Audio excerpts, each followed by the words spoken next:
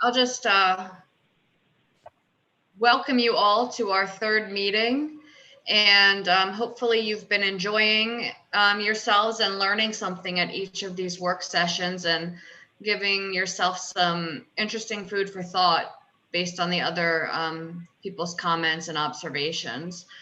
Just a few housekeeping items. If you're not the one speaking, please mute yourself. Our consultants do have the ability to mute you, but if you could try to kind of self-regulate, that will help us focus on more important things this evening.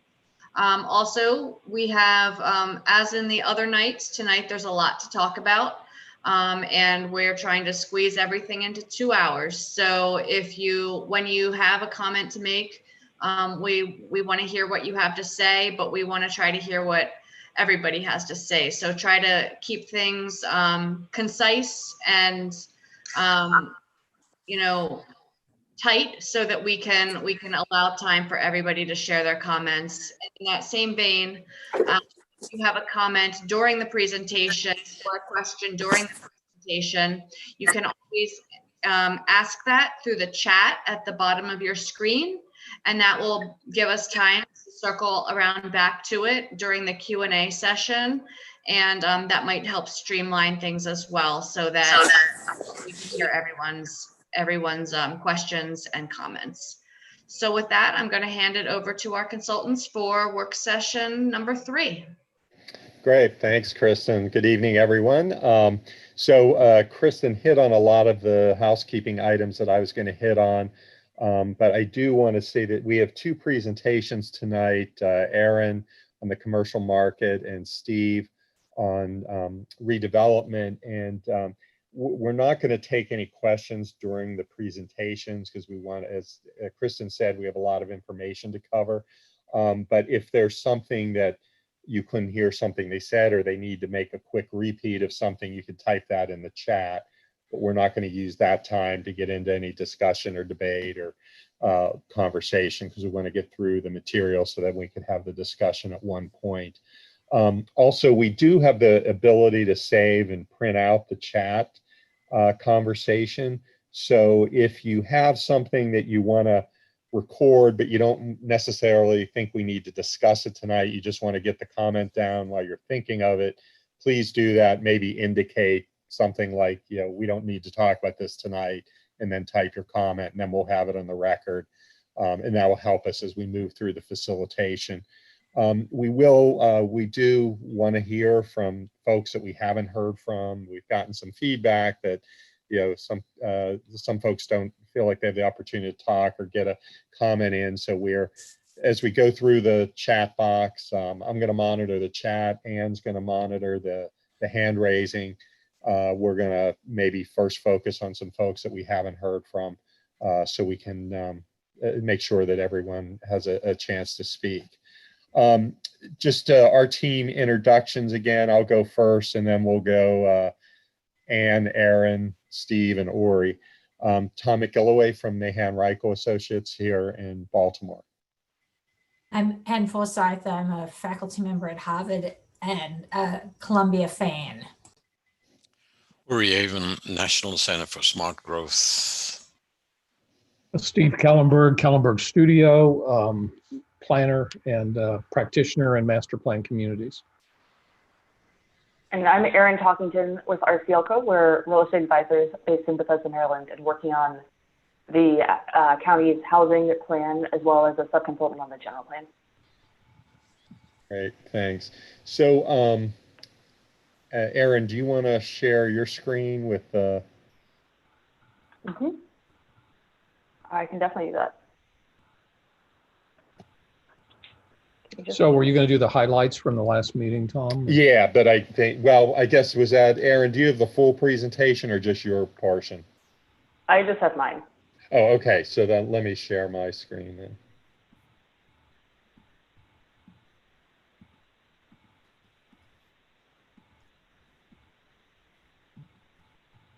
Can folks see this?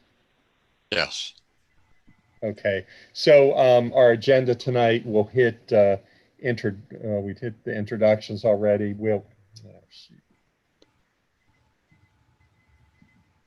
It's, Yes, I gotta. Hate it when it does that. Yes. Is that better? Yep. Okay, so we're gonna just hit some of the key workshop findings. Aaron will give the commercial market overview. As we did in the last time, we'll have some discussion after that presentation, then a short break, and then Steve will share the redevelopment, focusing on downtown, the village center, neighborhoods, and the business corridors.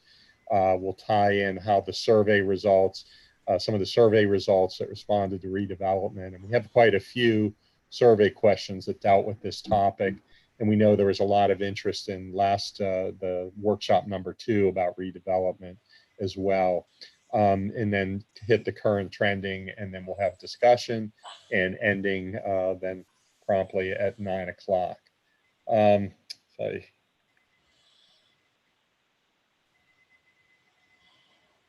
So hitting on the workshop themes, I think you all got a copy of the notes. As we did in the last time, if there's anything that if we misrepresented anything you said or got a comment wrong, send that to an email to Kristen and we'll make sure we record that. So we had a lot of good discussion. Some of the main themes that came up related to the shortage of housing, and not only in Columbia, but for people who want to downsize into something smaller and stay in Columbia, and especially limited housing options for older and younger age groups. So some discussion on affordable housing and the fact that there's a concentration of affordable housing and a desire for more broader distribution throughout the county, not just in Columbia. And then there are several comments related to how we define affordability, the impacts of affordable housing on schools. And then several times the points were made that, there's really distinctions among the villages and the village centers, and we can't talk about them all equally because some of them maybe see redevelopment options or new housing options differently than other ones. And we'll get into that tonight a little bit. We had some discussion on design and the challenges or questions on how do you achieve design excellence when you're working with a master developer. We had some comments about design missing excitement and variety and things rather bland. The one thing we're not sure of, is that a broadly held position or is that something that only a few of you had? And then tensions. We had some conflicts, inherent conflicts with wanting all the urban amenities and all the suburban amenities. And sometimes they're conflicting things. If you have all the suburban amenities, you can't have the other. And so there's some tensions between those conflicts and desires. And then also some maybe tensions among some nostalgic viewpoints of some of the older residents and the viewpoints and needs of younger residents. And then lastly, addressing housing shortages. How do we meet the demands of the market? And more importantly, where do we do that? How do we get more diversity of housing throughout the county? And then there were a lot of comments and questions on redevelopment, and we should be able to touch on that tonight during Steve's presentation. So I am going to stop sharing, and Aaron, you can pull your screen up. Let me do that. Great. Do you all have my screen? Yep. Good? Yes. Okay. Yep. So we spent a lot of time on housing. I was going to say last week, a couple weeks ago, and today I think we're going to talk about kind of the other two major land uses that you have within Columbia, and also just generally within Howard County. Retail and office. And I think it's easy to lump them together into thinking about, commercial space is a little bit flexible, and sometimes it's really a retail user and sometimes it's really an office user, and they're not exactly the same. But we do see a variety of, differences in how, that type of space is playing out with new development. And so I think from that perspective, we're going to talk about them a little bit separately, knowing that, the village centers really do have both, and you really have both throughout, different parts of Columbia. And so just to give you kind of the preview, we're going to talk about a few of the bigger picture trends to start off with, at a national level, right? Things that everybody's experiencing, although they're playing out in different ways. And then really dive into, how do we see that playing out in Howard County and in Columbia? And from a trend perspective, just a few key observations. And you've probably seen some examples of this, locally and in other places that you've been. One of the most challenging things is really that, older retail spaces are not that attractive to tenants, active in the market today. Partly because the way the retail used to be designed, and in some cases the way some of the village centers are designed don't necessarily have the layouts, the size footprints, or the marketing windows that newer tenants are looking for. And the one thing we do see that I think is actually kind of an interesting idea for some of the village centers would be that, there really are some retailers and restaurants and other businesses that are focused on just being a cool destination that's made a name for themselves. And those types of businesses can draw, people to areas and locations that are maybe a little bit harder to find or a little less conventional in terms of the types of space or the locations that they're in. E-commerce is probably not news to you all. I'm sure we've all purchased something on the internet in the last couple of months, as stores have been closed. We really see this as accelerating the impact of e-commerce rather than, something that's changed or something that's different about, how the impacts of COVID are going to impact retail. And it impacts retailers a little bit differently depending on what they're selling. And, there's kind of this trend you'll see that's a divide between necessity retail, right? Things that you need every day or that you need frequently, where you're probably price shopping. You don't really want to pay, $15 for toilet paper to buy it in a fancy store. It's kind of the same thing regardless of where you get it. And lifestyle retail, which is really the things where the experience is a lot about, how you acquire the purchase or how you spend your time while you're shopping or while you're eating or drinking. And, I think the other thing that's interesting and I'll use the vacuum repair business as the quintessential example, right? You used to see a lot of very single-use businesses where they had a very specific purpose, and you might only use them once or twice, but you really needed them when they were there. And it's very difficult to operate that type of business in retail space anymore because retailers really need to be thinking about how to drive revenue on a frequent basis, right? How do you get customers to come back? And, how do you make sure that you have more than just one thing to offer them? And that goes for restaurant and retail businesses too, in terms of things that are selling you, goods or services that sound more modern than vacuums. But, in a cereal store and the waffle shop, there was a cereal business for a while that was going in everywhere. And the hard part is you can just only sell people fancy cereal so many times. But to dig in a little bit, I think all of these things point to a continuation of what you've seen happening in retail over the last 5 to 7 years, right? Which is that there's a lot more shopping online. You can really see, I think you guys can see my mouse, you can really see the uptick from the last couple of quarters from COVID, right? We went from, maybe 11% online to, closer to 15 or 16. My key disappeared there. So this is the share of retail that's online. And this red line is the growth rate, right? This is the percentage growth year over year for retail sales online. As you can see, right, it grew, almost 50% just in the last quarter as people are sort of forced into shopping online. And, that trend is coupled with the fact that you still see a lot of stores opening. And I think that that's, an important thing to keep in mind, right? Even as e-commerce pulls shoppers to starting their sale online, there's actually still quite a few new stores opening and replacing stores that you might see leaving, but the footprint and the size of those stores is shrinking. So instead of taking a big store, a lot of stores are taking a smaller store. You're getting a little bit of a barbell effect, actually, where the really big stores are getting bigger and the small stores are all getting smaller. And when you think about that impact of there actually are a lot of stores opening. It's just interesting that the stores that are opening are in general quite different from the stores that are closing. And so in a lot of cases, what that means is that they can't just take each other's space, right? You can't have a store close in one place and then just have the next store pop up and be happy in the space that they left. You almost need, you essentially need new retail space or different types of retail space, or a major renovation or rework of the shopping center to accommodate the tenant that might be willing to move in. And this text is pretty small, but so this left side are chains that have closed a lot of stores in the last year, right? You know, Payless, Gymboree, Dress Barn. You can see these are lots of apparel stores.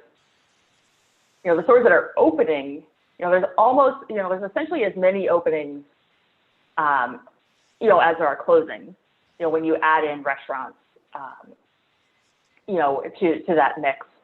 And, you know, you can see the things that are opening are things like restaurants, you know, some of the new concepts from CVS, you know, some of the new, you know, bargain brands, you know, some clothing stores, but tending to be, you know, more discount or, you know, or value oriented, you know, and new kinds of grocery chains. I see a question in the chat about our grocery stores getting smaller, and the answer is generally yes, but not always, right? The big stores really want to be big.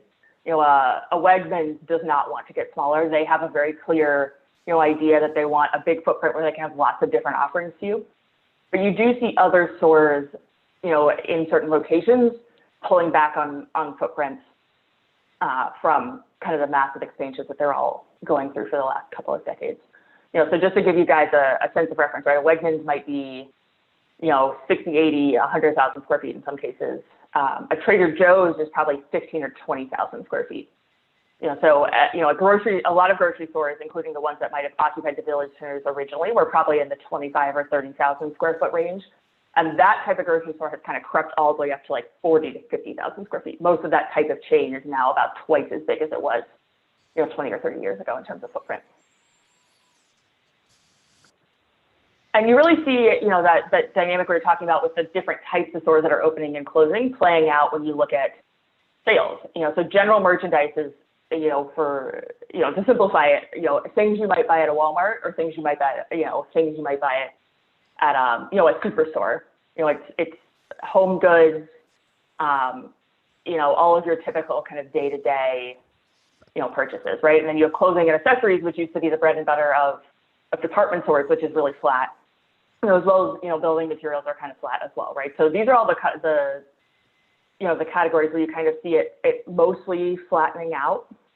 Whereas if you look at things like grocery stores and food, you know, I think the really interesting thing is actually that, you know, both of these categories continue to increase in sales, but you've really seen this gap between, you know, eating out close with, you know, the sales at grocery stores. It's essentially equal in terms of how much, you know, people in the U.S. are spending in aggregate, you know, on those two things. And that lines up with what you've seen opening in you know, the last, so we're here in 2010, right? That gap basically closed over the last decade. You know, and that lines up with the fact that a lot of what has taken over, you know, empty retail spaces has been restaurants and bars and breweries and venues that have similar ideas. And the hard thing is that in a lot of cases, the way that we spend money evolves much faster than the way that a physical retail space can change. And so, you know, when you think about the types of retail centers that we have, you know, a power center is kind of the, you know, place that you've got a Walmart and a Home Depot and all the big box stores. You know, a grocery anchored center would be something like a, you know, a smaller center that has a grocery store and some other shops nearby. You know, different types of malls, you know, some other smaller different types of centers. You know, the question is, where are we going to shrink and where are we going to grow? You know, so you'll often hear the idea that we have too much retail space overall, and that's true, but the challenge is that we also don't have the right types of retail space. So we might shrink in aggregate, but certain categories are going to shrink, you know, a pretty good amount, and certain categories are actually going to increase. And, you know, part of that is that while you think about the groups that are really shopping, you know, where they get the majority of their sales from online, you know, 5 years ago, the conversation was that, you know, they didn't need physical retail space. But what we really see is that most of the big online shopping giants are also opening, you know, some sort of in-store presence, right? Amazon has, you know, Amazon Go stores. They bought Whole Foods to get a physical retail and distribution presence. You know, Apple really does need its retail stores, even if a lot of sales occur online. And stores like Nordstrom that used to be, and Target, they used to be all about coming into the store, you know, really growing their online presence. So you're kind of merging the two markets, you know, in the middle. So there's another question on what a power center is. So a power center is usually a collection of really large big box stores. So it might be where it's, you know, if you can picture where Best Buy used to be or Circuit City, those, where there's the Best Buy and the PetSmart and the Home Depot and and the Walmart, that type of center is a power center.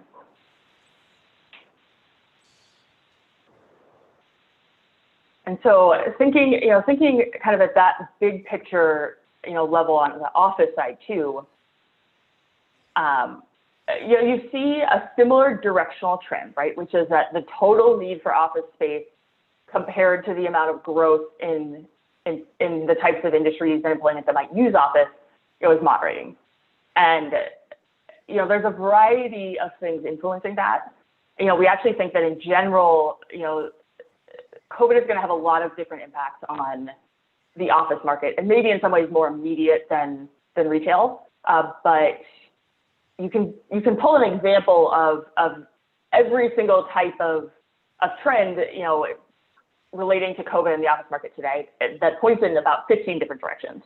You can point to Google opening a brand new office in downtown, Midtown Manhattan. You can point to tech companies in the Bay Area saying you can work remotely for at least the next year from anywhere you want to be. You can point to tech companies that are spreading out their footprint and opening smaller offices in different places. And you can point to, more typical office tenants today who are, actually kind of not changing very much in terms of their office footprints when maybe they would have shrunk because they want to make sure that they can, appropriately socially distance when they can really return to work. And so I think it's a little too soon to say exactly how it's going to play out overall, but you do really see, we really see people starting to make decisions based on this today. And, the broadest trend and the thing to keep in mind every time you think about office and say, well, why is that building doing well and why is this building not doing well? Or why is this market great and that market struggling? Today office is really about attracting and retaining talent. And sometimes it's really about offering somebody somewhere physically to work, but increasingly it's really about culture, collaboration, and training. The things that people feel like they can't get remotely. And so I think that's the feature to us that suggests that there really are some potential bright spots in the office market going forward. Not that, working from home isn't going to dramatically change how people, spend their time and how frequently they're in the office, but that there really is, among, major office tenants, a feeling that the office is the place that they come together. And I think we'll see the way that you use office space change a lot. That's driven, people focusing on a flight to quality, right? Newer, better space that really kind of fits how they're using it today. Kind of unlike retail, some office buildings actually can be modernized in a really nice way. So it's not necessarily a question of, well, it's old space, it's got to turn into something else. In some cases, you really can upgrade it. And you also really see, many more segments in the office market starting to show up, right? As opposed to just it's an office building or it's not an office building. Now we have this idea of flexible office and co-working, that kind of pull out some of the smaller firms and single proprietors and growing businesses that didn't really have a good place in the office market before. And you also see, kind of this idea of cool office space, which is really driven by that question about talent. How do we take some older spaces that may not have been viewed as desirable for their original use or, desirable as conventional office, now they're the newest tech workspace. And just to show you a little bit about how that's playing out locally, the way to kind of read this graph is, the change in the amount of space that people are taking per job. That's the easiest metric. So Baltimore and Washington, D.C. and Northern Virginia and suburban Maryland are all a little bit different, right? This is the amount of space that people, take per job on average, right? It's smallest in the highest density in the most expensive markets. So Howard County falls in Baltimore, but, probably also behaves a lot like suburban Maryland, which is more typically defined as Montgomery County. Which means, the office footprints are kind of staying the same. They're getting a little smaller. They're already fairly small. And, you kind of see that lining up with the trend of densification overall, which is moderating at this point, compared to what you saw in 2010 and 2012. And so that means that, every job you add, you kind of add less total office square footage than you might have 10 or 20 years ago. And, when you look at the industries that are really driving demand nationally, you can see that, they are relatively well-paid jobs, and they're industries that are thinking about, talent and workforce and considerations about, where that group, their workforce wants to locate, where they can attract them to, and what locations are going to offer them the amenities that they want once they're there. Because the competition for talent is fairly fierce. People really are competing for the same set of employees today. I think that it's kind of interesting when you think about some of these firms are actually starting to take more flexible workspaces. And by flexible, I don't mean, like fancy desks and things that, turn inside out. What I mean is that a typical office lease has always been 10 years, right? You're kind of stuck. You lease enough space that you think you need for, to grow into over the next, 5, 6, 7 years from where you are today. And you kind of pay for it up front and hope that you have what you want in 5 or 10 years. And that makes it pretty hard for a lot of companies to predict. Ours included. We actually have too much space and have some subtenants in our office. But I think it's also, kind of notable that it's good for landlords too. In addition to having some more flexible lease terms and the ability to kind of expand and modernize, your space over time and just change what you have based on what you really need, it actually makes space more economical for the people who own it. So it's kind of a win-win in the sense that it's benefiting companies, and employers, and it's also benefiting the people who are building buildings, which is making, one of the reasons that you see people continuing to build new office as well as continuing to modernize and upgrade old offices, because you can include a portion of flex office in almost anything you're doing.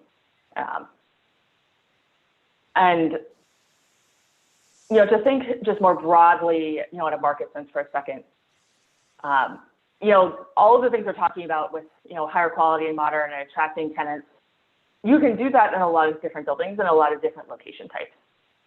But what we do see is that really Class A space, which is the newer spaces in the market, most of what you see around Columbia Town Center is Class A space. That demand, the amount of space taken every year is much stronger than in Class B space, which are older buildings that have fewer amenities and haven't been modernized in as long. And, that continues to suggest, if you were a developer, that there really is a market for newer, nicer space. Whereas it is increasingly hard to fill older buildings.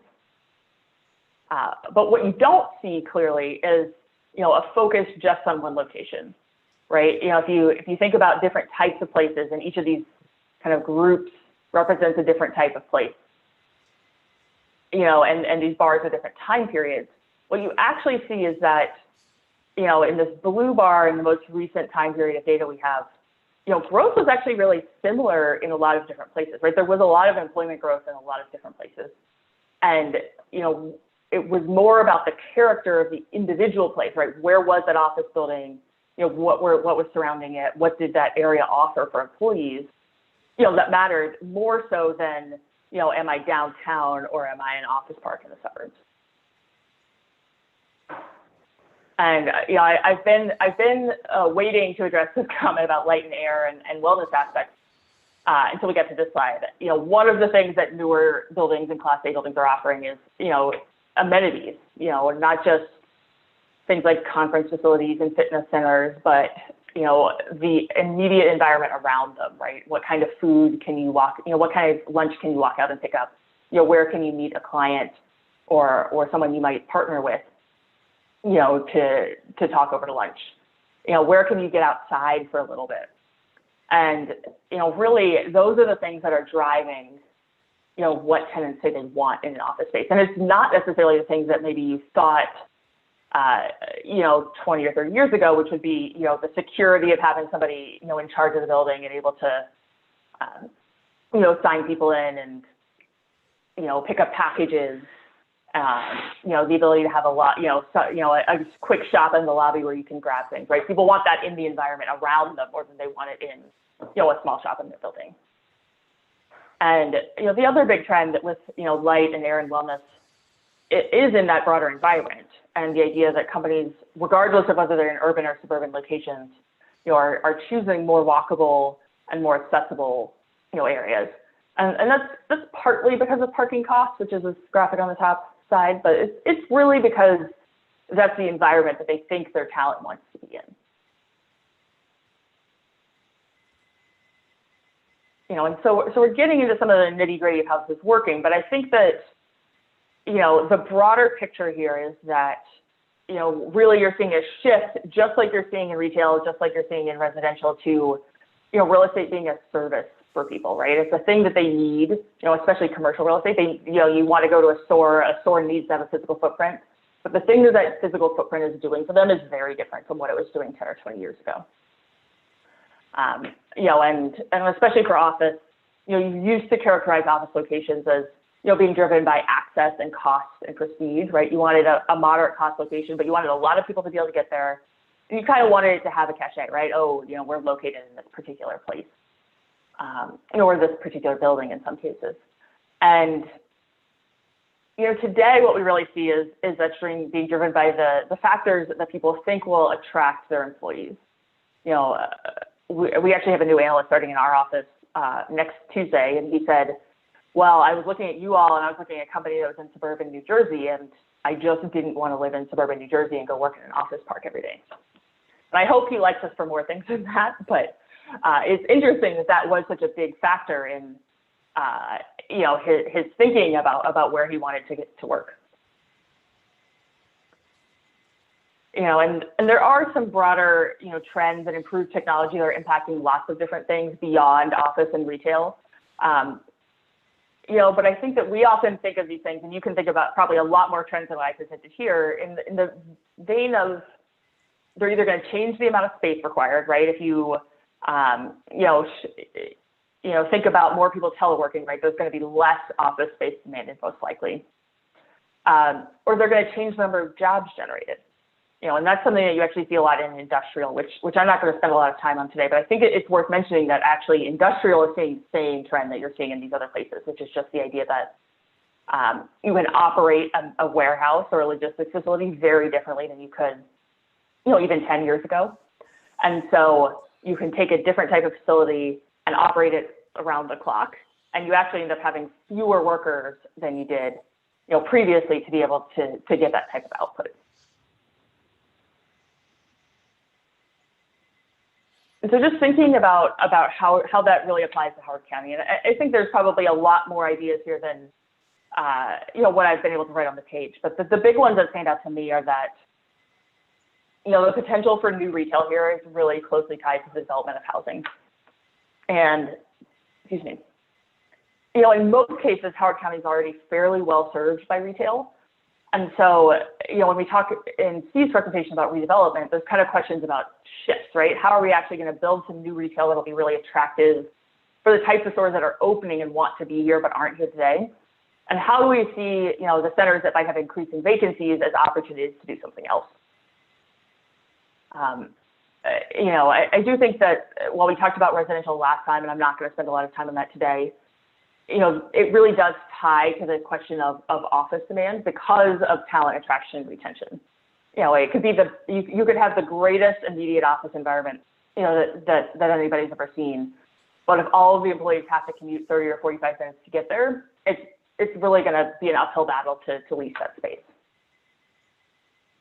And we really do see, just a shifting model both for office, and for retail, right? It's the sector isn't dead, but the type of space that people are taking and the locations in which they want it are changing. And so that's going to open up older sites, that may not be as competitive, either for redevelopment or repurposing of the space. And it's going to open up opportunities for new development, even if the total amount of space or the total use of that space, may not actually change overall. And maybe the last thing to think about on retail, and you've probably seen this starting to happen in the last couple of months, is that distribution is actually probably going to merge into big box retail. Those really big footprints that people don't necessarily need to have a store space as much anymore. You're going to see parts of that turn into places where you buy it online and you go pick it up in store, and they have somebody filling your order in the back that doesn't need to go in the main footprint of the store to actually pick it up, right? So it's kind of partially a warehouse and partially a store.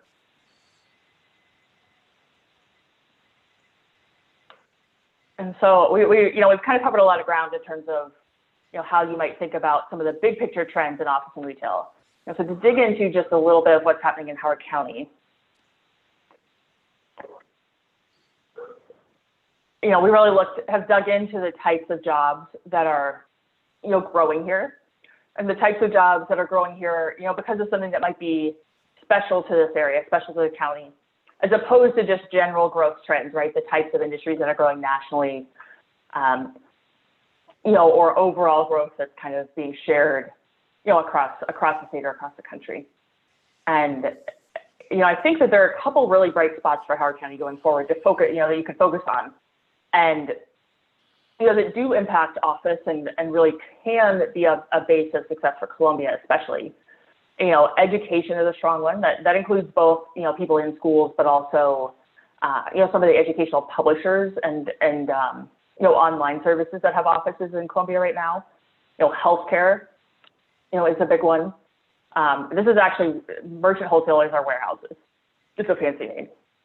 So this is kind of all the logistics development that you all have because you have such a strategic location, by the Port of Baltimore and in between DC and the Baltimore MSAs. And then there's, a lot of industries that you continue to see growth in, but that maybe there isn't a special attraction, right? Other than the fact that people kind of like Howard County and it's a good place to live and it's a good place to work, right? And some of that's, a lot of technical employment, professional services, engineering, computer systems. And, so I think there's really a strong outlook for continued employment growth and continued office employment growth. And the sectors that we think are really going to be strong nationally, in education, healthcare, you also have a really strong opportunity in. And we don't need to spend a ton of time here. I think the interesting thing when you think about employment growth is that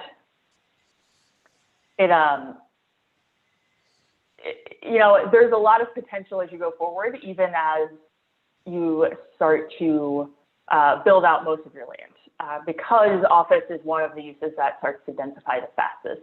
And you've seen that in other counties like Fairfax and Montgomery, where, truly office, continues to grow and jobs continue to come to the county. Even as you think you're running, the land availability doesn't necessarily impact your ability to grow jobs. And, the challenge is that it does in some cases impact your ability to add housing, or at least to add the types of housing that you've added in the past. And so, if you look at the jobs picture and what's possible in Howard County, the market will want to continue adding housing to Howard County, based on the job growth, at a rate similar to what's happened, recently. And that's going to be something that I think you can start to think through with redevelopment, as it becomes more difficult to find new sites that haven't been built on before. And we're going to skip that for a second, but one of the challenges, okay, well, why do we care about job growth projections? Why do we care about household growth projections? And, in Howard County, I think they're partly important because, you get this overall local economic effect, right? People like being here, they live here, they work here, and so you get more households and new jobs, right? And you get some construction spending that spurs the economy, and that translates into, economic growth and demand for space. You get, retail and other services demand from households and jobs, moving here, and that all kind of cycles through and increases and expands, the local economy and the desirability, and starting the cycle over. And I don't think that's a foreign concept to any of you all, but I do think that there's an interesting idea of the fact that, place-based attributes often help unlock market demand. They don't necessarily grow it, but they really start to find places where, the market might be underperforming within a location because, there hasn't been some part of, something offered that, a different type of a customer segment or target market might want, both in the office and the retail market. I think this is true, right? And that could be things as simple as parks, trails, and open space, which you all actually have quite a lot of, or it can be things like, really having an identity, that's recognized throughout the region, which you all do have some of, but I think it's a good question of what you all think your identity is versus maybe what's being marketed in terms of office and retail. As well as starting to think about how to cluster development in some of these mixed-use nodes where you can really see, especially the retail market potential, leveraged, by having a lot of different customers in close proximity to each other. And, I'm going to show a couple of statistics, and this map is just to help you think through it. We talked about Columbia as a planning area, which is these dark red boxes in our last presentation. In this case, we divided in two because there's a pretty different commercial market between the two places. We've done that in a couple other submarkets in here as well. And the really interesting thing is that housing is pretty similar between these, the east and the west parts of Columbia. In terms of total units, in terms of mix, you can really see the impact of downtown Columbia in terms of the amount of housing being built on the west side compared to the east side. And you can also really see the impact of the location of the east side of Columbia between that 29 and 95, right? It really had a clear advantage for commercial historically, and has maintained that even as it's actually evened out where commercial growth is between the east and west in the last several years. And so I think that the kind of things you see when you look at these growth trends in the overall mix is that just that outside impact of redevelopment and mixed use within downtown, as well as thinking about the fact that there ought to be those opportunities in the east too, right? Those underlying trends that made it attractive haven't gone away. It just needs that impetus to identify the sites where you might be able to create something similar or have a similar impact, even if the physical environment feels very different. I think Steve is going to touch on the village centers a lot, so I'm just going to leave it with you all at the idea of, you've done a lot of research and had, several studies on the market context for the village centers, and really those findings remain valid and impactful. I don't think there's a significantly different story, overall than there was 4 or 5 years ago when you looked at that work. And the report's overarching takeaway that, the village centers just need to evolve. And I think that that's, not necessarily saying you should tear them down or you should keep them and spruce them up, but we need to think about what they want to be, both from a market perspective as well as from a physical perspective. And you kind of see today that physical layout often really trumps overall market potential, right? So these are 2 images in DC. They're literally the opposite sides of the same building. And the market potential based on, the type of space that's created in this setup, right, with a big busy road, just on one side of the street. And the other side in which there's really kind of a strong place and the opportunity for a more pedestrian environment and buildings that are a little bit smaller scale, it's the same market potential, right? If you ran the numbers are going to look the same, but the physical place is really impacting where these types of businesses want to locate. You've got that same impact, with different spaces in Columbia, right? This is a restaurant, in the base of an office building, but it's kind of isolated. This is a rendering of some of the new space that might be built, that's being built in the Crescent District. And this is kind of the entrance to one of your village centers, and they're very different environments. But if you ran the numbers, the market potential in terms of the types of uses overall that want to, and the demand is fairly similar.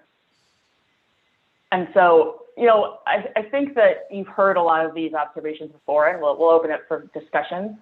But, we really see that the village centers aren't all competitive for the same retail tenants anymore. We need to think about the format of that space, going forward. I think downtown Columbia is just beginning to demonstrate to the community, how place can impact the market opportunity. It's just getting to that critical mass. And I think it is that office parks and some of the older retail space present opportunities to think about, how to kind of surgically target, how that site can work. And it really is a place and a site specific thing in many cases, more so than, we should build residential everywhere, or we should build new office or new retail everywhere. And just thinking about what that placemaking and that coordinated, this is a really opportunity, I think, from a vision perspective for you all to think about how these different pieces will work together over time. Great. So with that, I think we're opening it up for discussion. Great. Thanks, Aaron. Appreciate that. So I'm going to, Anne was going to watch some of the hands that get raised. I was going to hit some of the chat discussion bars. I'm going to start with Sherry, then Nancy, then Jansen. Sherry, I don't know if you're making a comment or had a question about growth moderated by environmental sustainability. I think that the while I understand the driver to maintain growth as far as sustaining the county is concerned, as far as the tax base and all of that. But I think that one of the things we've kind of discovered over time is that there cannot be endless growth without looking at the effect on the environment itself. The idea that you can keep building, you can keep putting down impervious surface, we're finding has tremendous impacts, particularly on the watershed. And what overgrowth will do ends up costing far more over time. So there's a cost benefit analysis that has to be done in a much larger time frame that we've been accustomed to doing planning. And I think, I certainly don't put myself out there in any way as any kind of expert. I'm just going by what I have seen over the years and what we seem to be experiencing now. And many of Columbia's older neighborhoods have not really been looked at in terms of environmental sustainability within those environments. I think that has to be an element in our planning going forward. Great. Thank you, Sherry. Did anyone want to say anything related to that before I go on to Nancy? Anyone have a response or? Yeah, if you don't mind, I was just typing it in the chat box, but I can speak it just as easily. If we're looking at environmental impact of commercial space and redevelopment, if redevelopment's done with an eye toward maintaining a similar balance of green space, it can actually be done in a way that improves the environmental impact. Because we know a lot more now than we knew in 1965, 1970 about how to reduce the impact on the environment, even with higher density development. Okay, great point. Thank you, Brad. Let me go to Nancy. You had a question on the housing on the east side of Columbia. Well, I didn't have a question. I think that I was just making a statement that Erin was talking about the east side versus the west side and so on. But I think that as far as market value goes, the east side is generally a lower market value of housing. And I think there are a variety of reasons about that, but I'm not going to take your time. We're doing commercial right now, okay. So I'll leave it at that. Okay, great. Jansen, your type of house, should they evolve from a market perspective? No, the presenter, Erin, had just had made that phrase. So at the time, I'd asked the question in real time, just to kind of get a grasp of what did she really mean by that. But I see that the next section of the PowerPoint deals with just that. So I think maybe my question can be paused for now. Okay, great. All right. Thanks. I think that's why Erin didn't answer it. Okay, she knew yeah, it was I coming. saw it after I moved past that point, unfortunately, but Steve is going to say a lot about it. So I'll leave it for him. Yeah. Bryn, a question, what is made by placemaking, and can placemaking be both urban and suburban, and what would be an example in Columbia? Erin, do you want to talk about that in terms of as related to your market work? Yeah, so, placemaking generally means, thinking about the physical space outside of the actual, retail or office building, and the space in between, right? You often, you might think of it as just community space, but it doesn't necessarily need to be, a physical park or a gathering place. It's just, the sidewalks and the trees and the edges, right? And Steve may have a better description than that, but the placemaking is usually when you think about how you actually design those parts of your environment, and how they work together, and how they contribute to this being unique compared to somewhere else that you might go. Yeah, and how do you create an experience there? If you go to one place that you're just going to a restaurant or a retail business, but you can go have a choice to go to someplace else where you have an experience, whether it's in an outdoor setting or just the experience is pleasant of getting to and from it. There might be music, the graphic, the signage, the aesthetics, and all of that. And I think one of the nuances that is buried in all of this is that, when we talk about redevelopment, there's two sides of the coin, right? I mean, there's the side of, refreshing the housing stock, refreshing the retail to more contemporary retail types. But one of those things is that you can leverage redevelopment to provide better places that are currently there. And I like to use the word intentional design in placemaking. Much of our public realm is just kind of space that's left over between buildings. We've learned over the last couple of decades that we can create great value, both economic value, but also social value, in being much more intentional about how we think about how certain strategically located spaces are designed.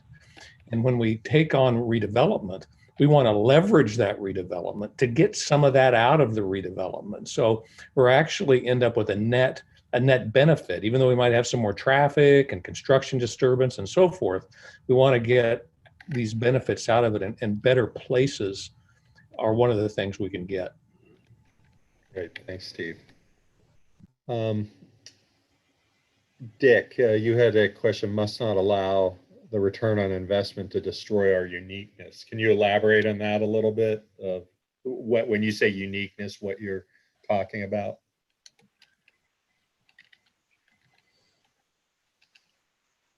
You might be muted.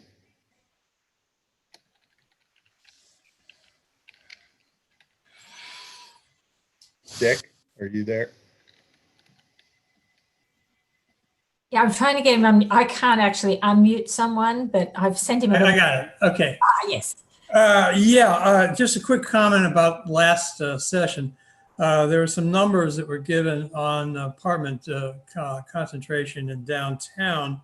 And I noticed on reviewing the material that these were figures from 2018. And in the ensuing 2 years, a whole lot of apartment development has taken place downtown. So that might affect some of the conclusions that were derived from that data. But what I'm really concerned about is that Columbia is a unique place. And it's a unique place because we haven't let regular market economics drive it. We're not in a situation where every developer, every landowner is looking for the peak ROI on that particular piece of property without considering the context. And I kind of getting a sense, listening to some of this, that we should push ourselves more toward the conventional development scenarios.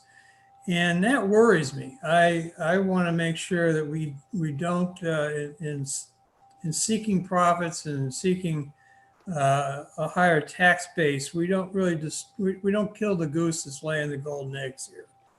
And I'm particularly concerned about infill. Now that Columbia is built out, according to the land that Rouse bought, people are putting all kinds of stuff in between, and it's destroying what we are.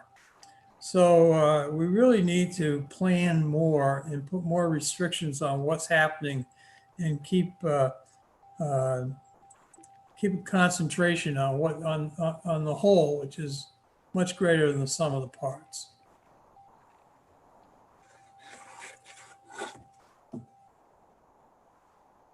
That's it. Thank you. Okay, thank you, Dick. Does anyone want to respond to that or comment on? This is Jansen. I just kind of want to understand what is this uniqueness that he's talking about, because the way I had always understood Columbia was that it was supposed to have been this experiment in some level of social and urban planning with the whole self-contained village concept built around a town center.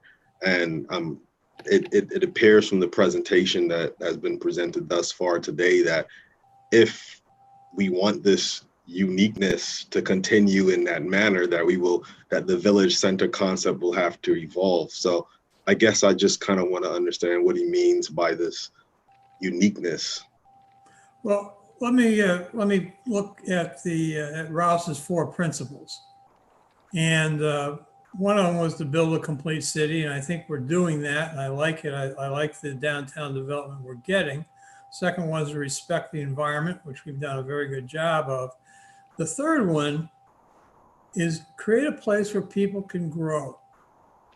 And that changes over time, but that is a guiding principle. We don't want one of those endless bedroom communities. We don't want suburban sprawl.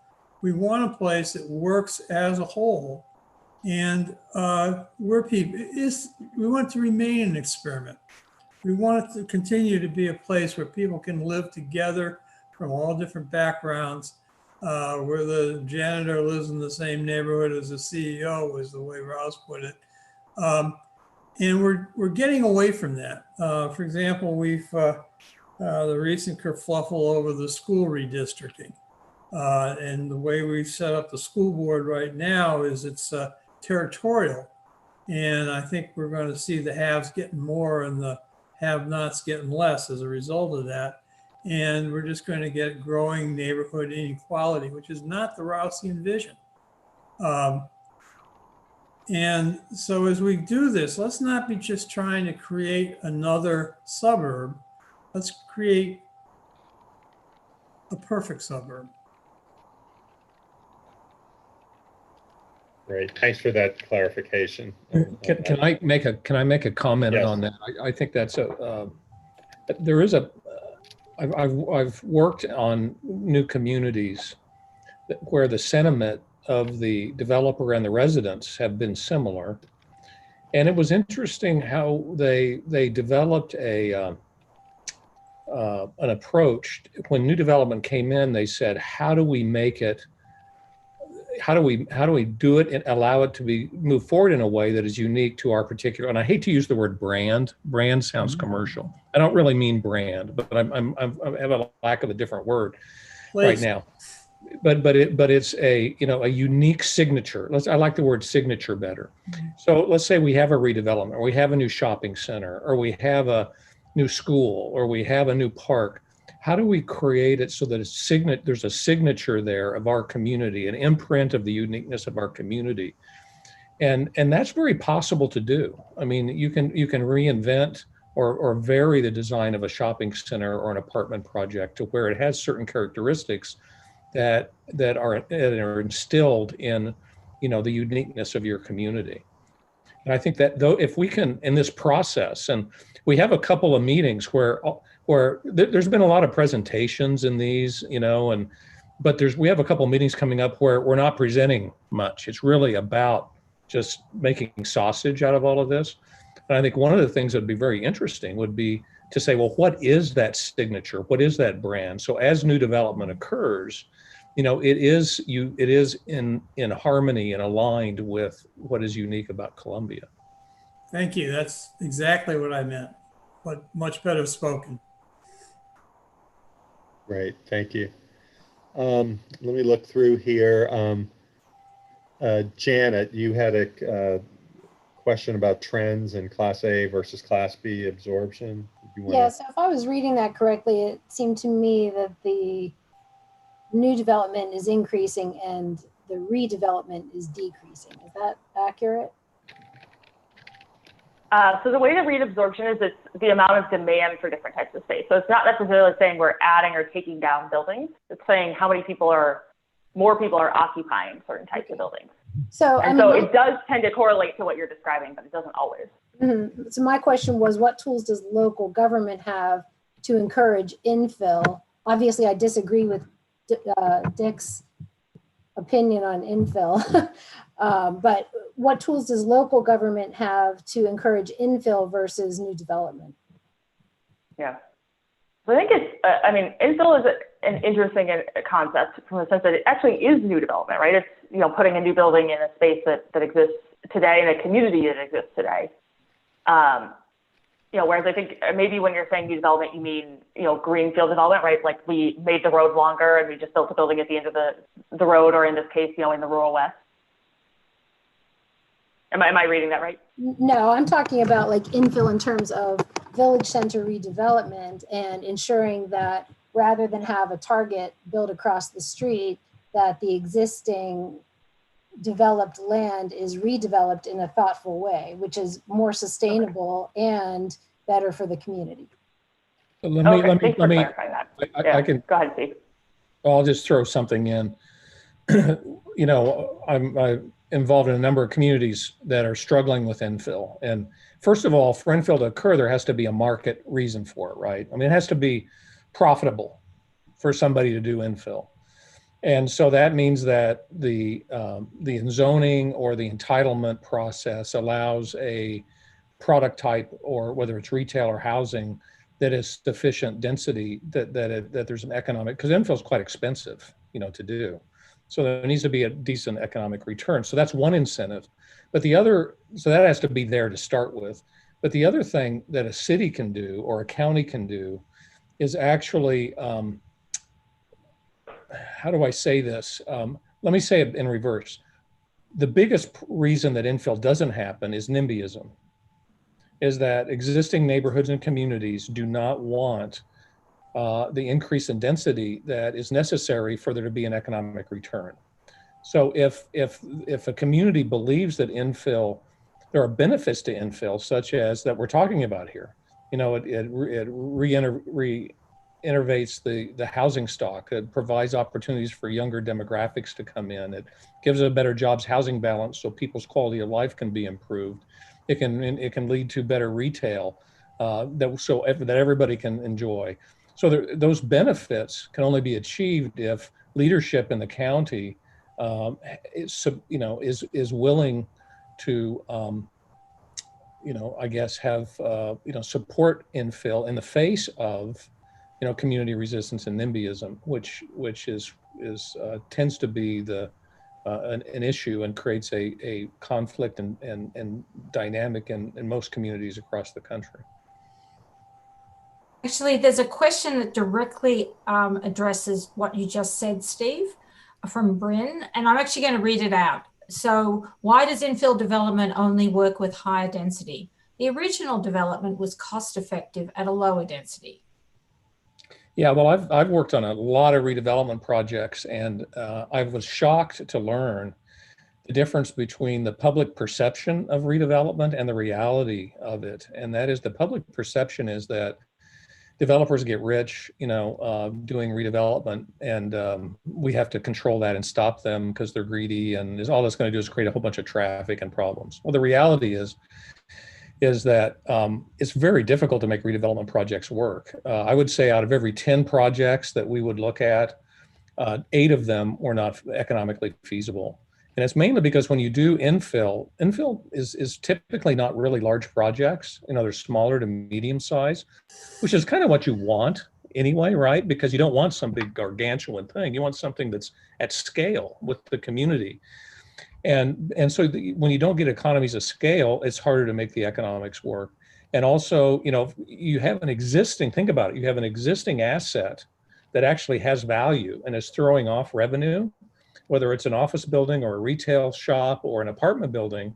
When I tear that down, I'm going to go through 18 to 24 months of no revenue on something that's generating revenue, so that the income on the new project actually has to be that much more, profitable to offset 2 years of lost revenue from that existing asset. So all of those things lead to it being difficult, and the way that those are overcome are by, having slightly higher density.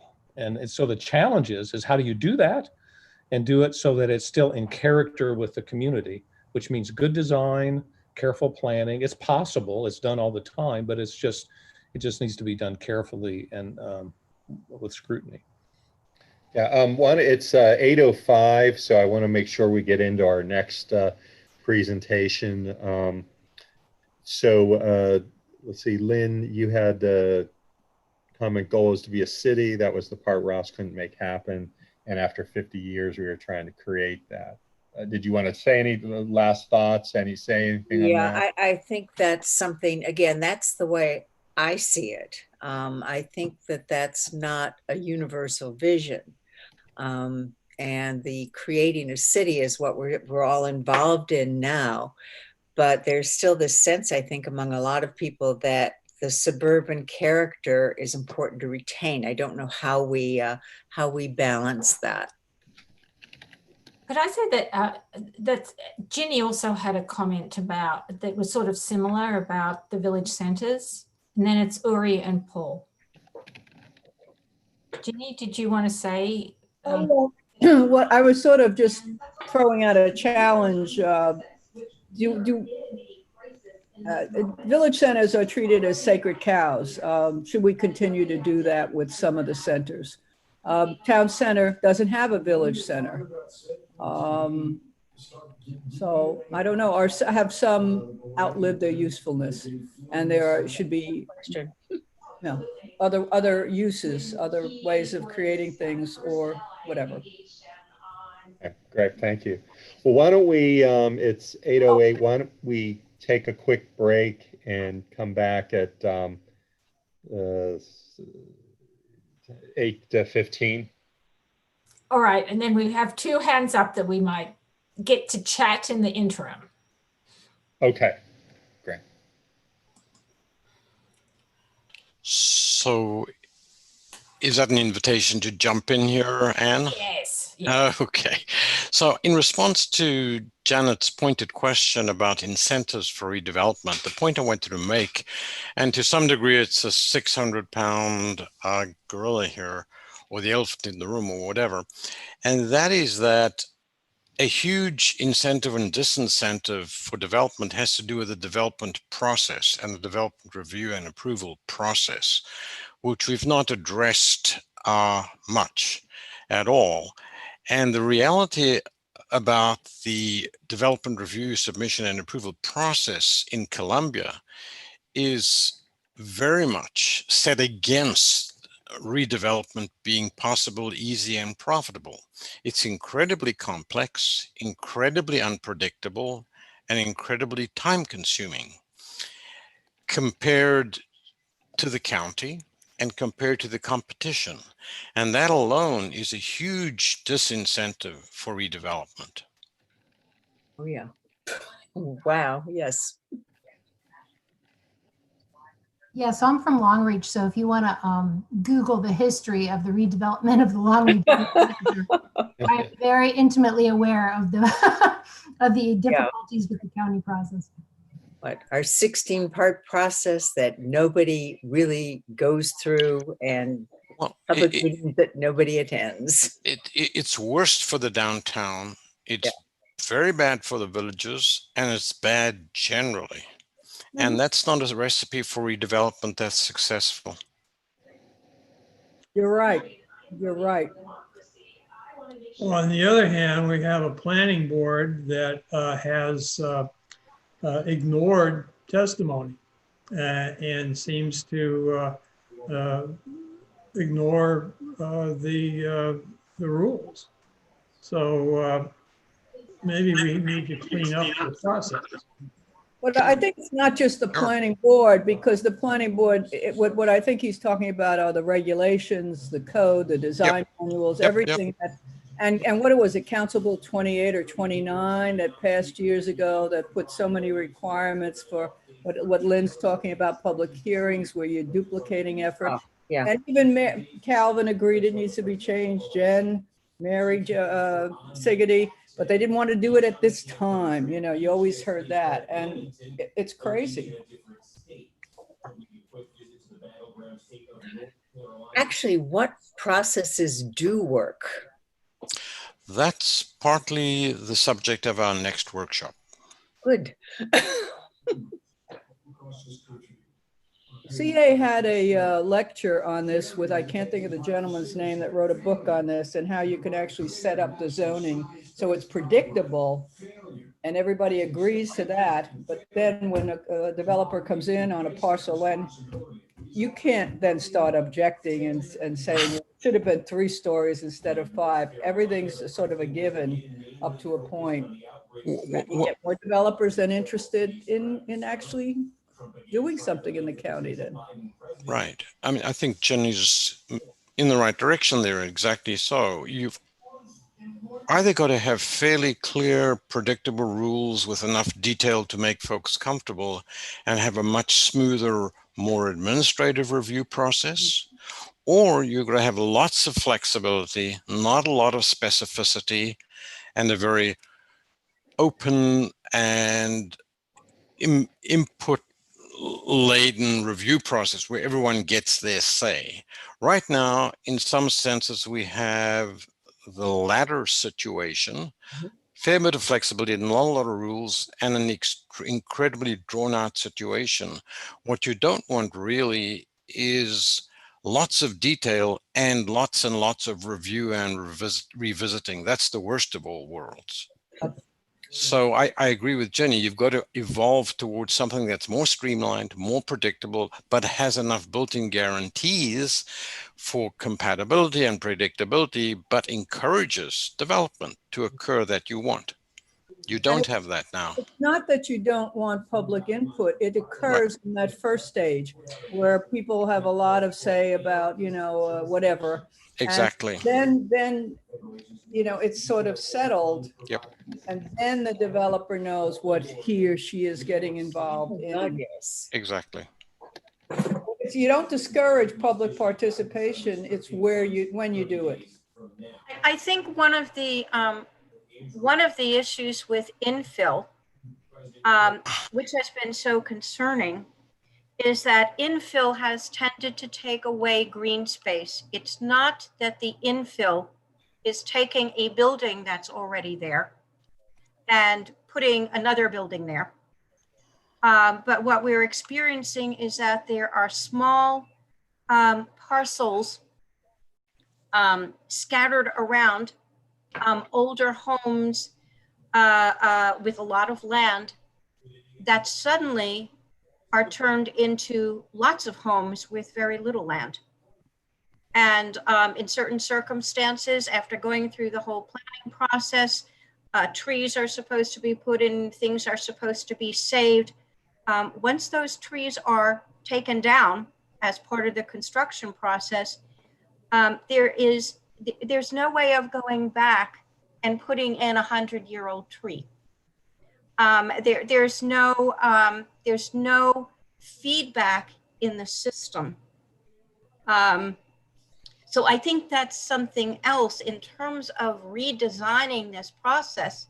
You have to build in some safeguards. I love the idea of what Steve said about what is Columbia's signature. I think that is a fabulous question to ask, and something that's kind of going to be roiling around in my head for a while. So thank you for that. Okay, I'm going to chime in, and I think Ann and I were just, but Paul had his hand up for a long time and had his comment in the chat. So Paul, do you want to make a quick comment or question, and then before we go? Yeah, I wanted to speak to the infill issue, because what I see the county doing that could happen here is some very poor planning and design. I'm talking about specifically the lots that have been put in off of Whiskey Bottom Road, where 1 acre lots were basically brought up. And, as Sherry was saying, she sees these big houses being put up on probably 1/8 of an acre, or maybe even less than that. So that's a real concern. Very poor design. The access is off of Whiskey Bottom Road, which is an arterial. Doesn't make any sense. The other thing I wanted to comment on was the employment centers, or AKA known as industrial parks here, where basically anything goes is the best way to put it. And I'm talking mostly about one that I know a lot about, Oakland Ridge Industrial Park, where we now have two very large storage buildings at each end of the Oakland Ridge Industrial Park. Real schlocky design, but allowed. And when we complained about all the trees being clear cutted, we were told that's not the county's responsibility. It's the responsibility of the folks enforcing the covenants. And that's where it was left. I mean, the trees came down. So those are the kinds of things that we're dealing with because the county has a hands-off basically when it comes to designing buildings, particularly in Columbia. We see some very poor designs. And when it comes to overall planning, I mean, Rouse in their village centers, and this I know for a fact, he wanted a certain mix of retailers. He actually subsidized retailers to come in to make sure that he had the mix. So what's our overall plan for all these employment/industrial centers that now are a mix of basically very poor usage? There's gyms in them. There's storefront churches. It was supposed to be something radically different, which I think maybe can fit into where people are going with these mixed-use buildings. Yeah, great. Thank you, Paul. I think that's a great point. We recorded that. I want to make sure. Hey, Sam, if you're on, Lynn can't access. Lynn Folkerb, yeah. Yeah, the Zoom. She I sent don't that see. to me a while ago, so. Okay, I don't have her. She's not in the waiting room. I don't know. Okay, she may have hung up.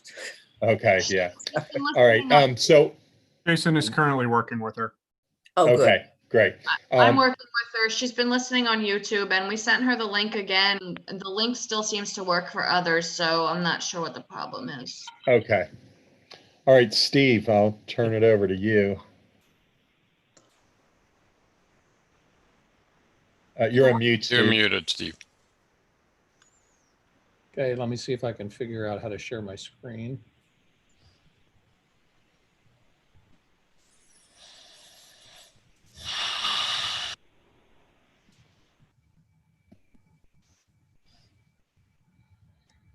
Can you see, Mr. Rouse? You need to swap displays at the top left. We see your presentation mode, but not the full screen mode.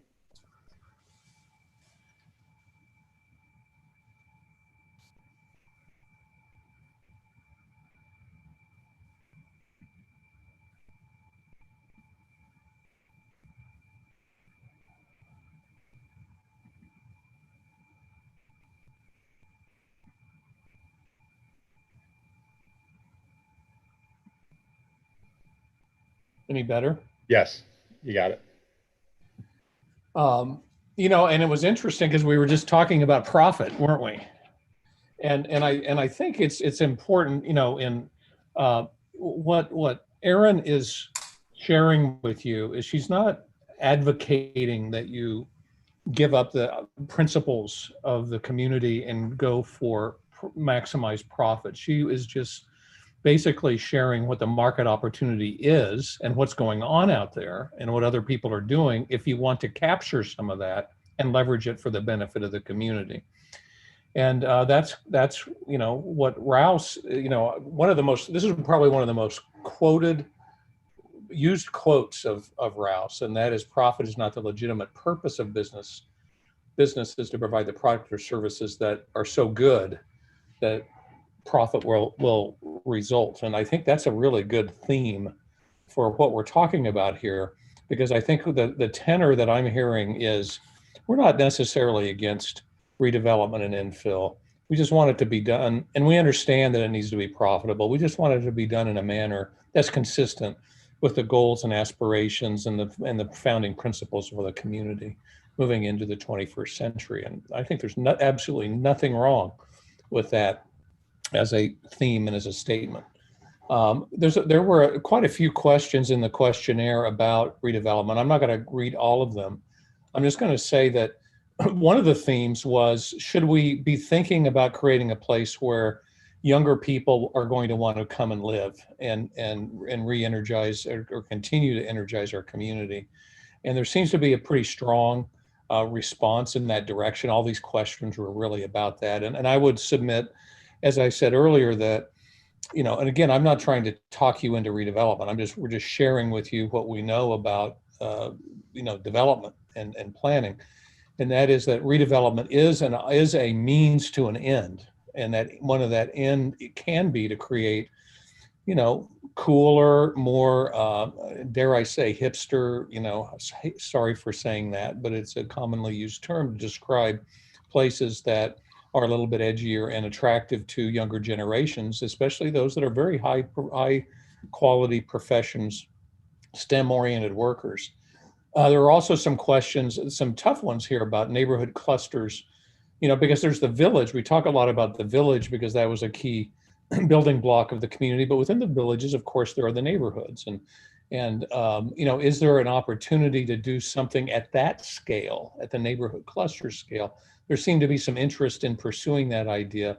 And one of the highest scores of any of the questions were, you know, can we go find some money someplace, you know, to help upgrade, you know, some of our older, you know, housing. And so that should be duly noted, I think, in our minutes that is a desire. And then we get into the village centers, and you can see a lot of interest in the village centers.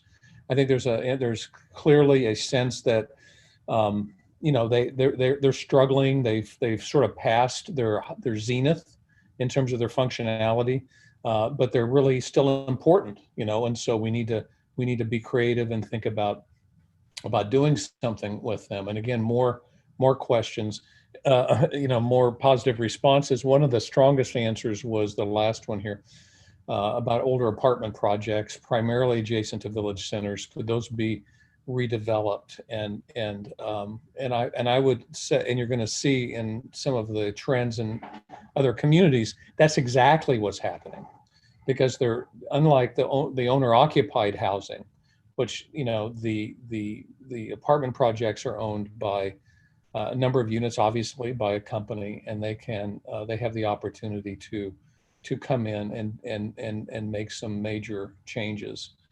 There were also a lot of written comments in the questionnaire, and just some of them I thought were interesting. And here, you know, new buildings need to fit in with the character of our city. We were just talking about that. That land use and design has not been sufficiently updated, and there should be some freshness and rethinking, and some of the existing community housing looks tired. The village center, the idea of the village center being this sort of compact unit that the residents can support a village center with all these services, is an antiquated idea. And I think Aaron, and I think everybody kind of knows that, and I have to be careful what I'm saying here. I'm not saying the idea of a village center being the center of life is an antiquated idea. The part that's antiquated is that as an economic unit with enough retail to support a grocery store and all of that, that's the market has moved on, and that's what we're struggling with here. And then the concept of, as I was saying, the village center concept is still key, it's still viable. So let's look at how we can do some mixed development to keep them, bring them back alive and find a new direction. So I'm going to go through some of the slides, which typically are in the appendix.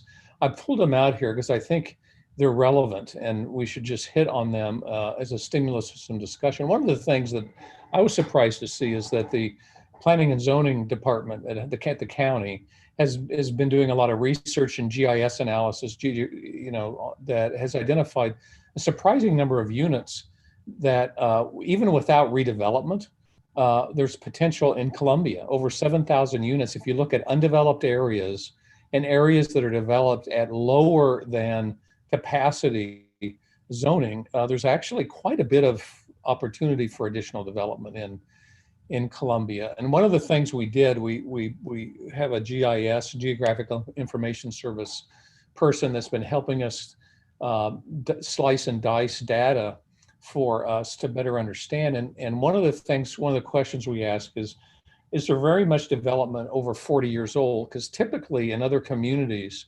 that's kind of where, if it's an industrial building, it's probably obsolete. If it's an apartment project, it's probably bordering on obsolete. It might still have a revenue stream, but not optimal in the marketplace.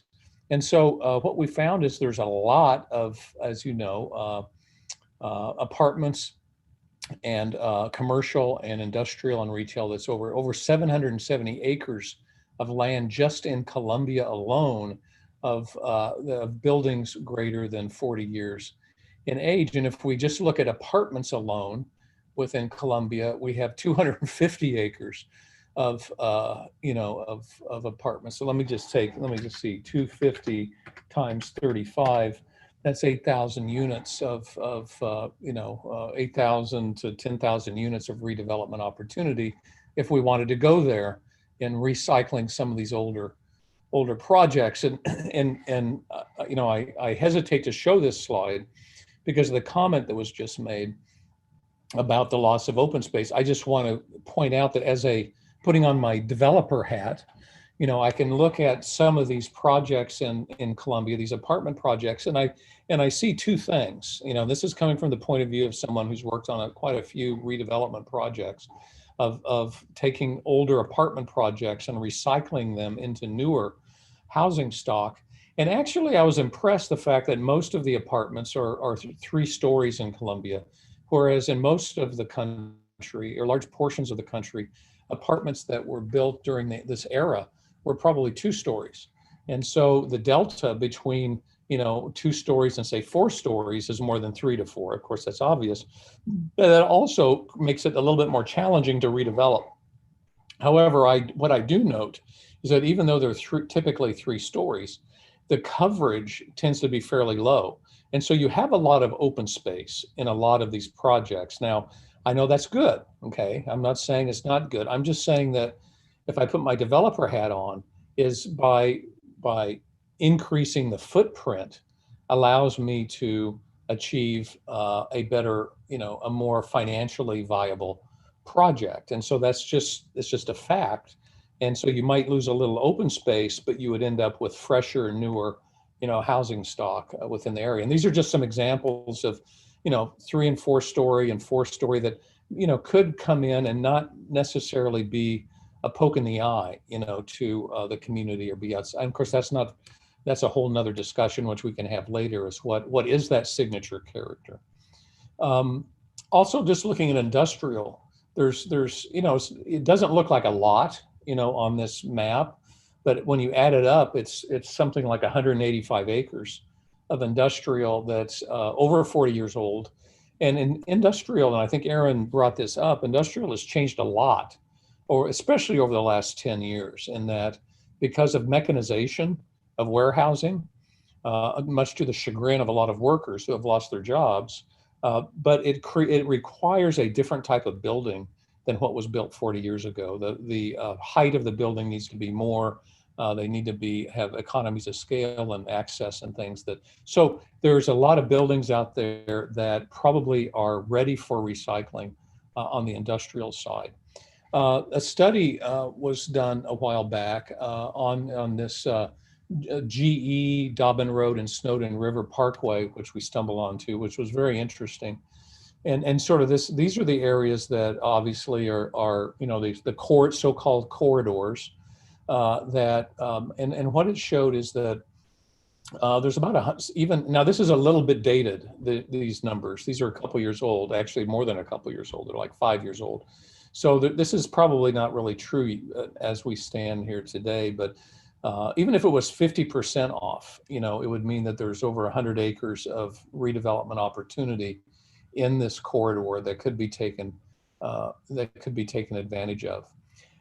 Sort of circling back around to the village centers now, and more specifically, Kimco did a study, I think when they were looking at the Hickory Ridge project. And I found this very interesting, and you probably already know this, but there's something that has happened here that has happened in Irvine. And Irvine, of course, is one of the classic master plan communities that we're studying along with you as case studies here. And as head of planning for Irvine for a while, I can tell you that the same thing happened here that happened in Irvine, and that is back in the original planning of the community, the retail centers were very carefully located with the service areas very carefully calculated so that they would be viable in the marketplace. And the first generation of planners and the development group, stood by that, and it worked. But what happened, over the decades is new thinking comes in, and they go, hey, wait a minute, there's other opportunities for retail that are in better locations on what we call 100% corners in higher trafficked areas. So we're going to build retail centers there. And what happens is those retail centers are very successful, but they suck the energy out of the older ones. Same thing happened in Irvine, and it left us with a series of centers that were struggling. So that's the same thing that happened here. And so these, Oakland, Mills, Long, Reach, and Owen Brown are the centers that are closest to those competitive centers, and those are the ones that have the biggest challenges. Now, you of course have a like it or not, love it or hate it, you have a really good example of what the marketplace says a village center redevelopment looks like. And this is very consistent with what we've seen in other master plan communities that are achieving sort of their prime. And that is, there's an opportunity for housing. And now to get that financial model to work, it needs to be, have some significant density. And so that's what you see here with this, what we call the Texas wrap, which is a freestanding parking deck wrapped with type 3 and type 5 construction, stick frame buildings. So there's the addition of housing, and that's what really pays the bills for the redevelopment. But what goes along with that is the repositioning of the retail.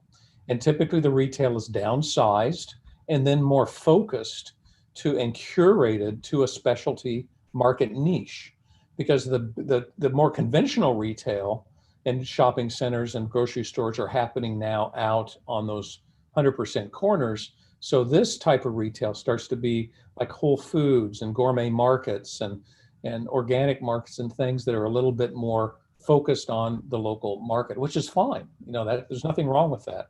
But so this is an example, and this is also what you're seeing in the Hickory Ridge, proposal, which seems to be languishing in the process. But it is what the market is saying. And now here, the grocer is being retained, I believe, as part of this proposal. So that's a win. But there's one thing I want to share with you that I was telling the group earlier, and they said I should share with you, and that is, I've been on the developer side of a project like this. And we started off with an apartment project like this. And as we went through the process, it started at 450 units. And then it was too massive. So we needed to take it to 375. But that was too massive. So we took it to 300, and then we took it to 270, and then we took it to 250. And you should just know that at some point, it just doesn't make any sense to do. And we would walk away. And we walked away from a number of these types of projects because when you get down to a certain number, it just doesn't make sense to do it anymore. So you just have to be careful and recognize that there are hurdles that these developments have to achieve if you want them to occur at all. And of course, if they occur, you end up with the Village Green, you end up with new restaurants, you end up with curated retail, which are all really cool things, to have in the community wants. This is a less glamorous project, but just an example. This is in Brooklyn Park, Maryland, but it shows a shopping center that was redeveloped and to a 4-story, not 5 or 6, moderate density, but it was able to achieve the economies of scale and financial. So it is happening. It is happening in the region.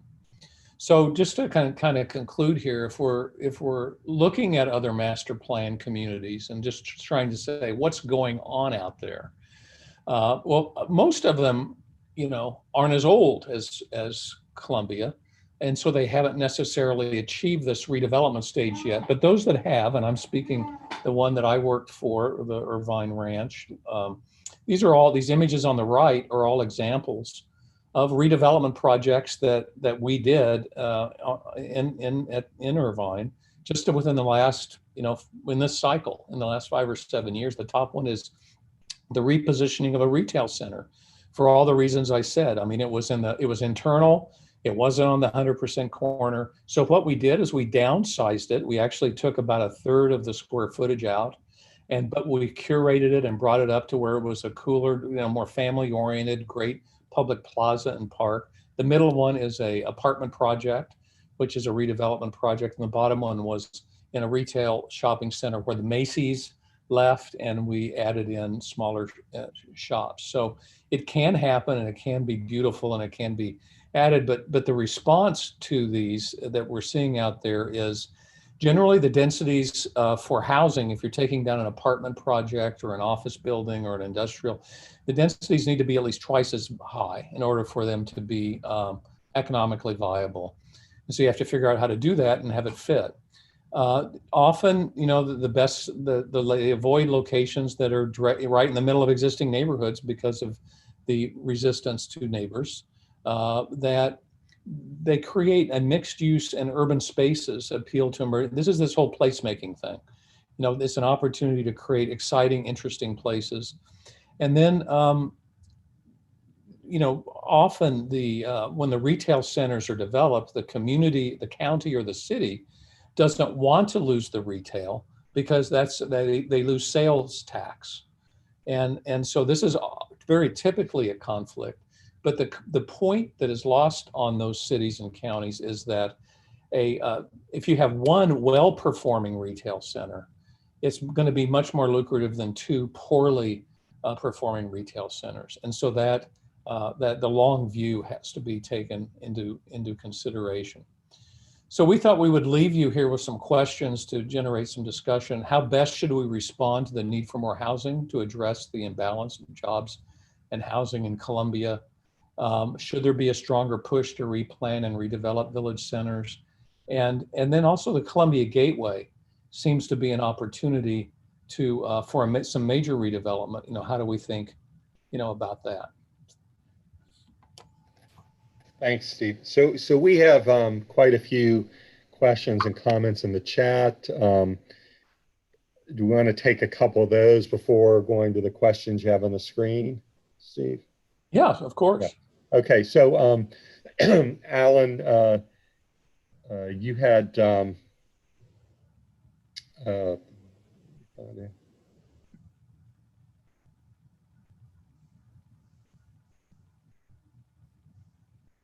Alan, you had a comment about values. Maybe do you want to elaborate on that a bit? Let me read the question. The signature of Columbia lies less in the built space and more in our values. Often is not what a new building should look like, but rather whether that building should be built at all. I think it's really easy to, when we're trying to make comparisons, to just think about cool spaces, beautiful buildings, was this nice, was this, and not focus on the underlying values of the community, which Rouse embodied in his principles, which I think are obviously need to flex with the times. But what's the old saying? You're always willing on principle to compromise, but not compromise on principles. And those principles sort of form Columbia as a much more unique place than Irvine or the Texas place, all those places that may have beautiful buildings and open space and all that, but don't really have a value center, have a personality of that kind. And I think we need to be cautious about an over focus on the built space. Excellent comment.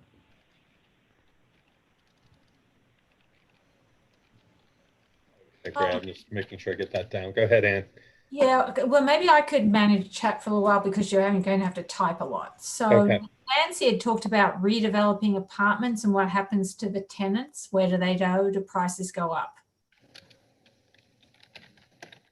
Yeah, I think that that's a serious concern. We do have older apartment buildings. They are 3 and 4 stories high. They're not 2 stories, most of them. But I do have concern what's going to happen to these people once these buildings are renovated.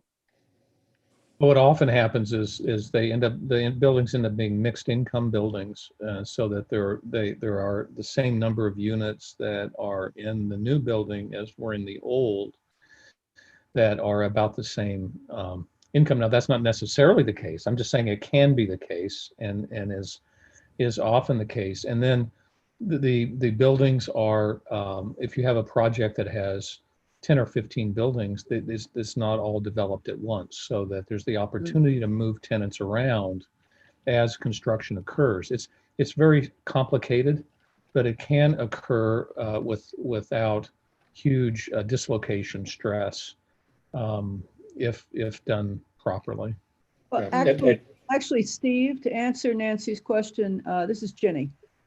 In Wild Lake and in Harper's Choice, there's an excellent example of enterprise taking what it was 100% low-income projects in both locations, working with the county and redeveloping it. But to do that and have mixed use, mixed housing, you had to add a couple of hundred more units.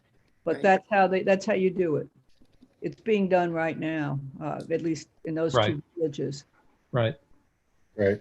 And then Nancy, I wanted to hit on one, you had a second part to your comment about when Steve was talking about, some of the open space in some of these redeveloped communities. And you mentioned that we must retain a certain percentage of the open space. I think, sometimes it's a matter of just reorganizing that open space too, that you might have a lot of open space that's not real usable, but with the redevelopment, it could be reorganized with that redevelopment and become more usable as well. Okay, thank you.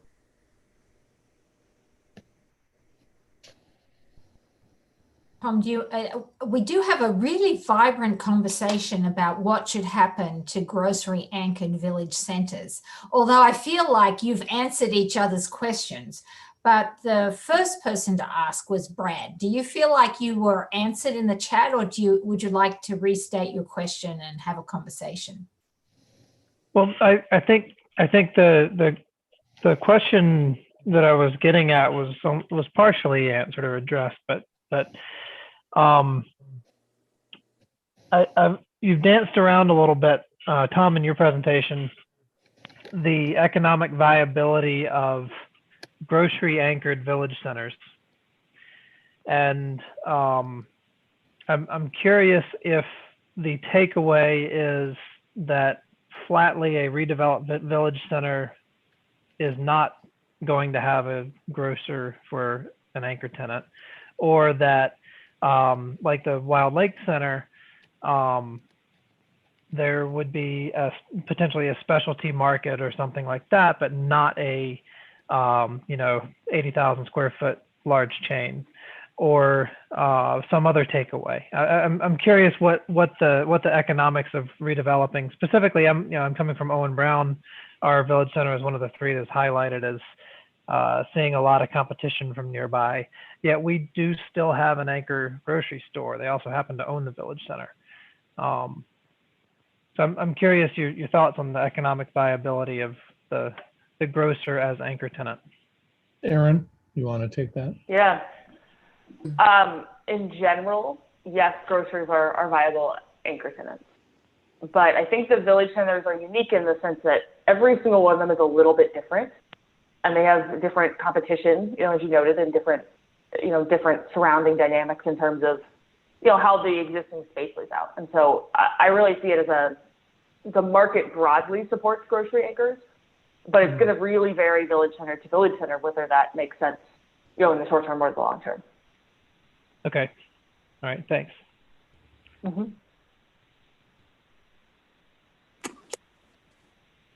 Great. We had a question, a comment about Gateway. Would a mixed-use redevelopment in this is from Bryn, create a competing downtown area? Not necessarily saying that is bad, but it seems it could be another centralized location like the downtown.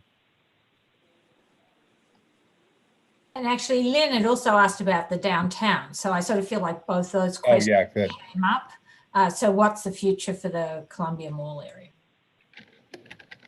So Aaron, I don't know whether you have an opinion on whether the Gateway if it redeveloped, would be a unhealthy competition for the downtown or not. I mean, I have an opinion that I'll throw out there, and then you can tell me I'm wrong. And that I think ideally, the two would be there would be some I guess recognition that each one could play a different role in the sub-regional marketplace. And some could be more about entertainment, some could be more about regional shopping, some could be more about off-price retail, some, of course, housing, using housing again as the economic engine for redevelopment, which is often the case these days.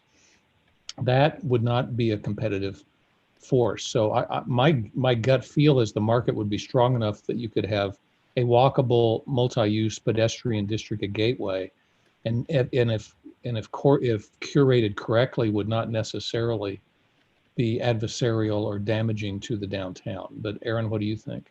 Mm-hmm. Yeah, I would generally agree with that. I mean, I tend to think that competition is healthy in a lot of cases. You don't want to have too much competition, but sometimes it's not always good to just have one one place or one development, trying to succeed in a similar realm, and that they could be, differentiated in ways that would attract a broader and total market audience than what downtown is getting today, even if on a day-to-day basis, or sorry, not day-to-day, development doesn't happen that fast, but, a year-to-year basis, maybe, the incremental growth of each is a little bit slower than if it was only one of them building at a time. Actually, we have a pretty good follow-up from Janet about who could curate. Who is the person who curates this?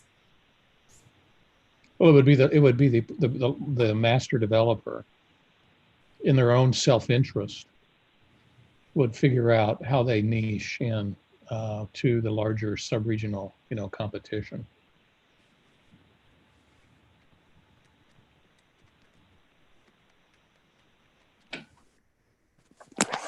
Oh, no. Yeah, this is Paul Verchinsky. Yeah, thank you. I wanted to comment on the grocery store issue. I was honestly hoping that we would not get another grocery store in Oakland Mills. I think the one we finally got, LA Mart, is the fifth in a long-standing grocery stores that have come and gone. The real issue for us is that we have the lowest median income of all the villages, of all the 10 villages. So our village center has drifted down to the lowest common denominator. Now, LA Mart is a local small chain. I think they've got 4 or 5 stores, but they cater to the Latin and Asian folks. And they seem to be doing well, but we won't get any redevelopment in our village until that strip shopping gets replaced, and it's not going to be replaced anytime soon. Plus, we have 15 other parcels that are individually owned. That's why Kimco bought it and then sold it. And, so we have basically, one site that's been empty for 15 years. And unless we get a master developer that can put all these parcels together, you're not going to have any real redevelopment in Oakland Mills. I mean, I've been on your side of the fence. I did development. I know what it takes financially, and it's just not going to happen.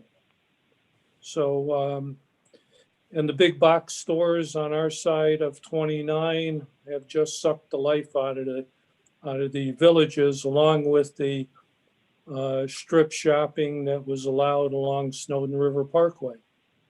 So that's kind of my view on my village, and Long Reach and Owen Brown have similar problems. Thank you, Paul. We hadn't heard from Dave before. Dave, you had some comments about a challenge in Long Reach is the Shipley's Grant, Victoria's Gastropub area. It's almost a de facto village center that has most of the retail amenities you'd find in a village center. Did you want to comment any further on that? Yeah, and Paul basically said the same thing I was saying, just, we're a little bit further north, but I mean, for me, I live in Kendall Ridge, and it's easier for me to get to Wegmans from where I am than it is for me to get over to the Long Reach Village Center. And I can almost walk to the Shipley's Grant area. There's Dunkin' Donuts, there's Starbucks is up there. I mean, everything you'd want or you expect to see in a village center is up there. And it's just a challenge that Long Reach is going to have in attracting other businesses. We tried. It wasn't successful, but that's just a challenge Long Reach has, and Oakland Mills similar. Owen Brown is fortunate. They do have an anchor grocery store, but I think somebody just said they actually own the village center, which probably helps them staying there. But yeah, it's just a challenge, especially on the east side of Columbia, that's going to be there with Snowden River and Dobbin Center and all the retail that's already surrounding all these village centers. Tom, Right. I was thinking there's a couple of interesting questions. Like Nancy asked, who is the master developer? And a couple of other people like Ginny and Sherry talked about master planning to address, not having piecemeal development. So I wondered, I know I gave you 3 people all at once, but that could be addressed. Yeah, and you're talking all about the gateway area. I know because Steve, you had talked about the master developer, and Nancy's question, well, who is the master developer? And there isn't one at this point, as far as I know, correct? No, that's incorrect. Okay. Howard Hughes Corporation is the successor to HRD GGP. However, they're doing everything in their own best interests, not to have competition with their downtown, which I understand. But in the process, they've come to us, namely HCCA, and said, we let everything through that comes through with any real design review. And then it goes to the county, and the county's got a very poor design advisory panel, which the words themselves define what's going on. They're advisory. And so we get very poor design. Whatever comes through in the way of development, they'll basically approve so long as it's not competing with their downtown. Yeah. So then related to the master planning, Sherry, you said that we need to address the context of Columbia. What do you mean by that? Could you elaborate? I think when you're talking about this is the Columbia signature. If we're talking about our identification, for example, about being good stewards of the land, any redevelopment of the business area in Gateway that would become mixed use, for example, should have some kind of park, for example, or some kind of, maybe it's a water feature, something that actually addresses the land. Now, much of that land was actually sort of flattened and transformed during the building of that business area. But I think that would have to be a big part of identifying it as a place that relates to the Columbia idea. Yeah, and that actually, I'm sorry, go ahead. Yeah, so the landscaping, for example, becomes much more important an element. I don't know what kind of additional cost that adds. Much of the farmland that was originally here was basically terraformed by Rouse with berms, with trees, with plantings of all kinds, much like Central Park, so that it looks very natural. People do not believe that that was actually designed. So I would think that a landscaping element would have to be a big component, but that is exactly what we've struggled with many of the redevelopment issues, where the screening and the landscaping has just gone by the wayside.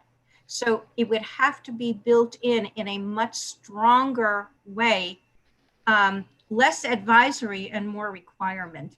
I don't really know how we would do that, but that would be, I think that would be something that would be very important in that redesign. Yeah, and that kind of, it builds on some things that Aaron and Steve had both talked about. Aaron, in terms of, the factor, the placemaking elements that makes some of these places competitive, and that includes landscapes and the park spaces, the open spaces. And then Steve had talked about the ability for, how do you leverage redevelopment to get some of these benefits that you have. So I think I'd like to make a comment here. We're talking about a master developer. Rouse was the master developer. And when the Rouse Corporation was sold, it went to people who did not have Rouse's vision. It went to GGP, and then it was split up. Kimco's got a piece of it, and other organizations. So we don't have a master developer. And when people are filling in the out parcels, there's nobody there to make sure that it is in context and that it is part of the signature, as you put it.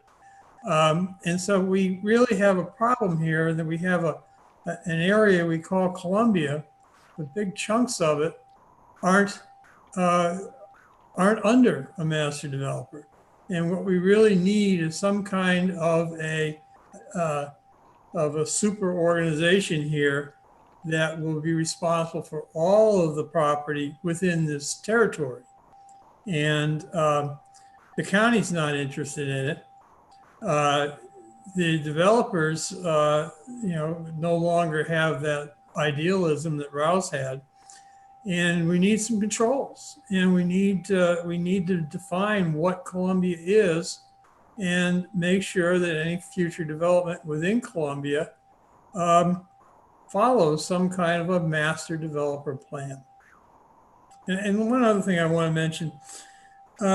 We have a big problem.